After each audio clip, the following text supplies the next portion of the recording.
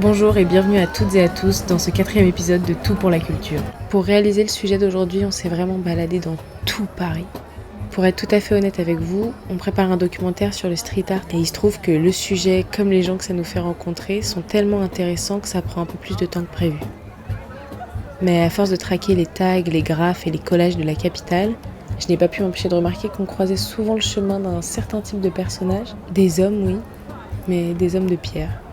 Les statues parisiennes, elles sont nombreuses, genre vraiment nombreuses. Même quand on les voit pas, croyez-moi, elles sont là. Certaines servent de point de rendez-vous, d'autres sont photographiées, la plupart sont devenues invisibles et pourtant elles racontent une histoire. Avant de vous les montrer, il faut comprendre pourquoi elles sont là. Alors, pourquoi on construit des statues ? À l'origine, une statue n'est pas faite pour décorer, enfin pas seulement. Elle sert à rendre quelqu'un immortel. Depuis l'Antiquité, on érige des statues pour glorifier un dirigeant, remercier un héros, transmettre une religion, célébrer une victoire ou construire une mémoire collective. En fait, une statue, c'est pas juste une œuvre d'art. C'est une manière de dire cette personne mérite qu'on se souvienne d'elle. Parce qu'il fallait bien commencer quelque part, on est allé voir la plus ancienne statue monumentale installée à Paris, sur le Pont Neuf, la première d'un roi en France. Commandée par Marie de Médicis en 1604, elle est réalisée par des sculpteurs florentins. Détruite pendant la Révolution française en 1792, puis reconstruite en 1818 avec des fragments de l'original. J'ai compris que quand un régime tombe, ces monuments tombent souvent avec lui.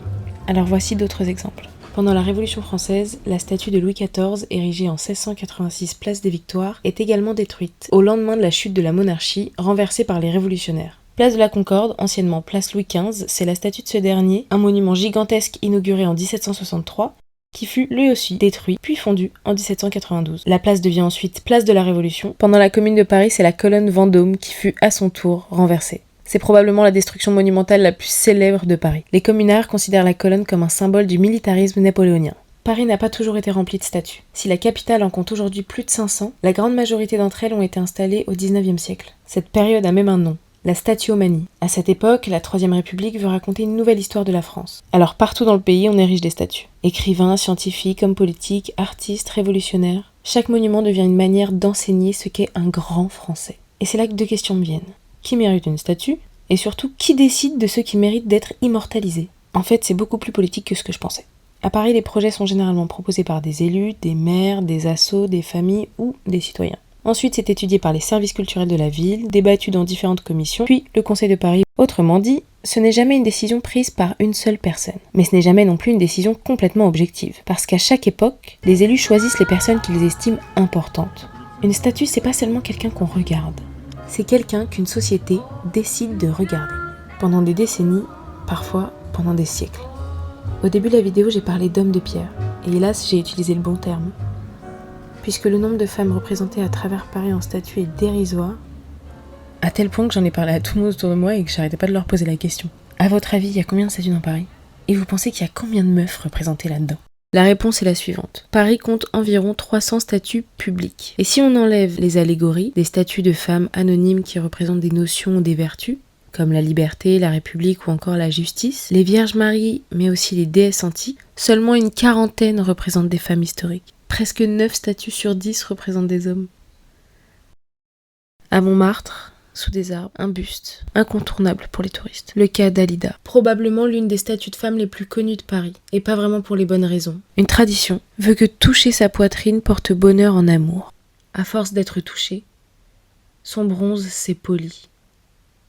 Mais une statue n'est pas totalement figée. Le 8 mars 2026, à l'occasion de la Journée internationale des droits des femmes, son buste a été recouvert d'une œuvre en miroir. L'idée était simple mais très efficace. Au lieu d'aller tripoter cette poitrine de bronze, les touristes allaient s'observer le faire, se regarder. Une manière de forcer les gens à réfléchir sur le poids de leurs actes, la raison de leurs actes et surtout ce que ça raconte sur eux-mêmes.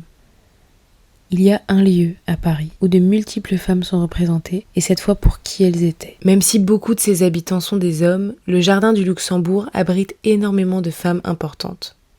Parmi elles, Anne de Bretagne, Blanche de Castille, Anne d'Autriche, Marie Stuart, Clémence Isor, Sainte Geneviève, George Sand, Anne de France. À lui seul, il concentre la moitié des statues féminines historiques de Paris. C'est pas normal, mais c'est comme ça.